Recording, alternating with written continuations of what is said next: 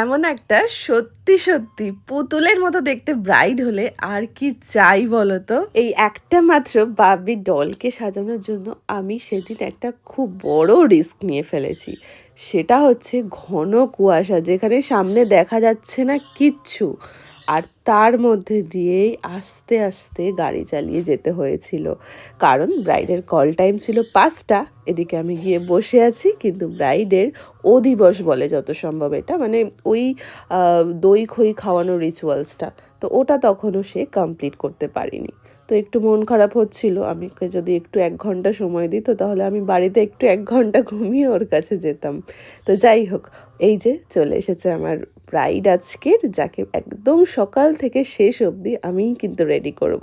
তোমাকে দেখে কি বলবো কি না বলবো, এত এক্সাইটেড হয়ে গেছি। সকালবেলা ভোর 5টা থেকেই ঘামছি। গলা বোধহয় হালকা বসে গেছে তোমার।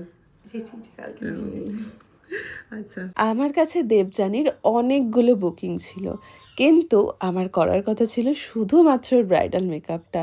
যেহেতু এদিন সকালে আমি ফাঁকা ছিলাম, তার উপর লোকেশন ব্যান্ডেল হলেও আমি এক মুহূর্তের জন্যও ভাবিনি যে আমাকে কখন বেরোতে হবে বা কখন ফিরতে হবে, কারণ ও এতটাই মিষ্টিভাবে আমাকে রিকোয়েস্ট করেছিল যে আমার কাছে সাজবে। তাই ওর সকাল থেকে শুরু করে একদম রাত্রি অবধি ওকে আমি সমস্ত রকমভাবে নানান রূপে সাজিয়ে তোলার চেষ্টা করেছি। আর প্রথম সকালের বৃদ্ধির লুকটা ছিল ঠিক এমনটাই স্নিগ্ধ এবং সুন্দর। ওর রিয়াকশনটা দেখে আশা করি তোমরা বুঝতেই পারছো যে কতটা খুশি হয়েছিল এই সাজটা পাওয়ার পর। আসলে এই সাজটাতে যেমন আমার কিছুটা কাজ রয়েছে, তার মধ্যেও কিন্তু ওরও অনেকটা অবদান রয়েছে। এই যে যেমন ধরো ওর বৃদ্ধির এই যে টোটাল গোটা কাস্টিউমটা ও কিন্তু সম্পূর্ণ ভেবেছে আলাদাভাবে। একদম পাড় বসানো শাড়ি থেকে মাথার মুকুটটাও চুজ করেছে একদম অন্যরকম। মানে আমি ভাবতে পারিনি যে আমার পিসি যে মানে এরা তো বোঝেও না সাজার কিছু।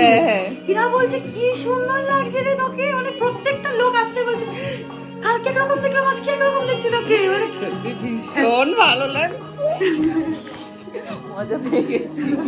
খুব ভালো লাগছে আমার, যে কি আনন্দ নাচো একটু। হয়তো নিচে সত্যি সত্যি খুব মজা লেগেছে।